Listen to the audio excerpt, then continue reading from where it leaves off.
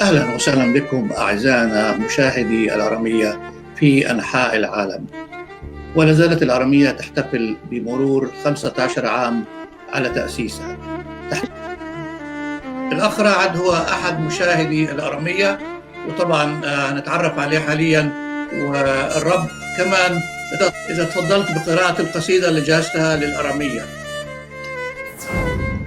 اوكي انا بصراحه بمناسبه عيد ميلاد تاسيس قناه الاراميه كتبت شعر يعبر عما في داخلي، ويعبر عن يمكن كثير من الناس انه تحس به انه حقيقه، مو بس كلمات مكتوبه وخلاص، بس هاي انه حقيقه واحد يعني لازم يقولها.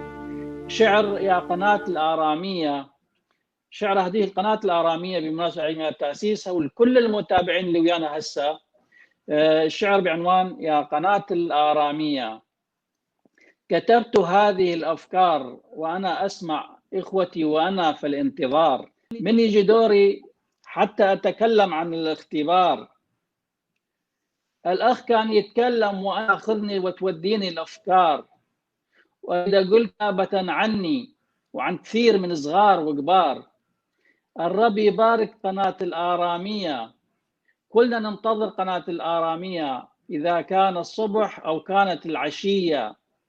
قناة ناجحة 100%، قناة هدفها خلاص النفوس ونشر التعاليم المسيحية. Channel Speaks English، قناة تتكلم باللغات العربية والإنجليزية، وباللغات الفيتنامية والتركية والفارسية، باللغات الهندية والباكستانية. وختمة يماثل خنو ما حكي بسورة وما حكي بلشان مريا. قناة مو بس تنشاف بالولايات المتحدة الأمريكية، بل حتى الناس تشوفها بكل الدول العالمية، لأن تنشر تعاليم ومحبة حقيقية. نشوف فيها ناس كلدان وسريان وإنجيلية، مسلمين وعابرين وآشورية. قناة ما تعترف بالطائفية ولا بالعنصرية، بل قناة هدفها لم الشمل وتقول كلنا واحد في المسيحية. هذه القناة تجاوزت الأهداف الزمنية الوهمية، بل لها أهداف بعيدة وحقيقية، ألا وهي الحياة الأبدية. جميلة هذه القناة وبيها كثير إيجابيات. أخي يصلي أحلى الصلوات، وأخت تقدم أجمل التشكرات، والثاني يعزف أجمل المعزوفات، والثالث يرنم أجمل الترنيمات. فإذا إبليس يعمل على برامجنا وقناتنا هجومات، فإن إله يسحق رأس الحيات، وإن إله عظيم هو إله التعويضات، هو الطريق والحق والحياة. أنتم تبنون هذه القناة وإبليس يحارب البنات، ولكن نحن نتغلب عليه بالصلاة. صوني هذه القناة هي كنيسة لكل من يريد بالأبدية حياة. هذا يطلب صلاة، وهذيش عندها ملاحظات. هذا يقدم التعزيات، وهذيش تتشبه بالمريمات. وهذاك أخذ يسوع له قدوة بالحياة.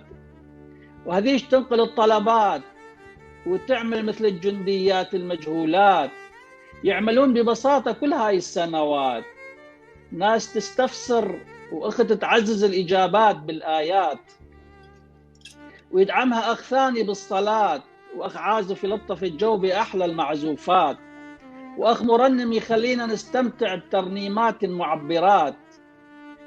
هاي هي الكنيسة، هاي هي كنيسة بكل معنى الكلمة، واعظين ومصليات قدام الكلمة، ومتابعين ومتابعات، والكل هدفهم أن يمجدوا رب الحياة وأخذ البركات والتعزيات.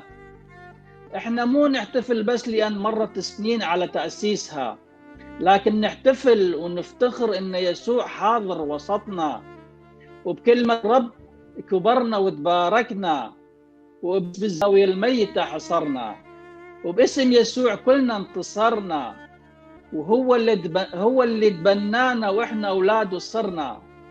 ومني ومن كل المتابعين يا قناتنا نهني لك، وبأعلى صوت راح نرنم لك.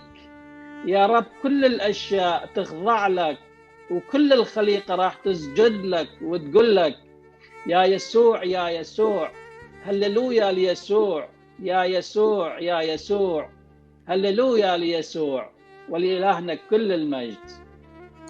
ما أجملها قصيدة أخ رعد، ربي يباركك ويستخدمك. أعزائي المشاهدين، الأخ رعد كان من مشاهدي الأرامية، ودي يمكن تشوفوها رسالة حية أمامكم.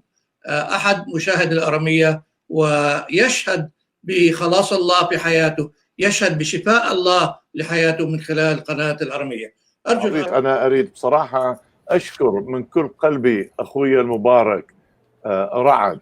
الأخ رعد أنا هاي أول مرة دا أشوفه، واليوم أو البارحة بالحقيقة أول يوم صار تكستينج بيني وبينه، والرب يباركك عزيزي أخ رعد.